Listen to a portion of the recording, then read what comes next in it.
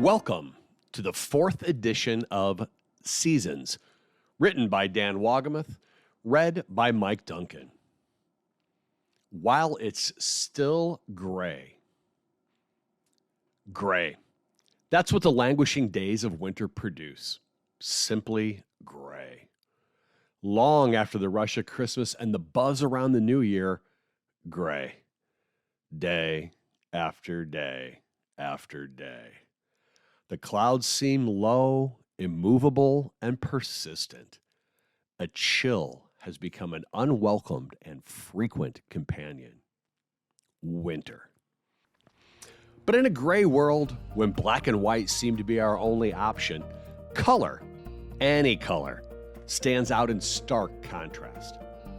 In fact, is late spring and early summer when flowers emerge in uncontainable delight that they often go unnoticed, underappreciated, but not in February, not when brown fields and dark skies are the dial tone of the day.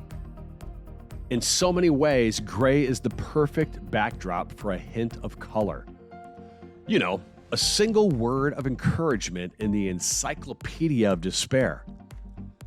You know, a pat on the back in a room full of skeptics. You know, a smile against the landscape of snarls and disgust. You know, generous forgiveness against a balance sheet of bitterness. A single brushstroke of color on a canvas of black and white. As winter persists, color stands out. Boldly, even when it's humble. Simple acts of kindness. Small steps of courage, incremental progress towards civility and thoughtfulness. Unnoticed in June, but profound in February.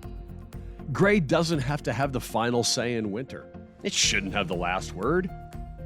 You, with the gifts, talents, relationships, and grit that you have, you can be that speck of color, that hint of hope, that breath of fresh air.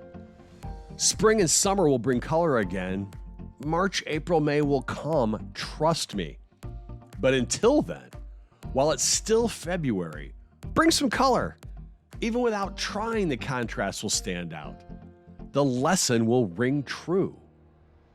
You can make a difference, even in winter, especially in winter.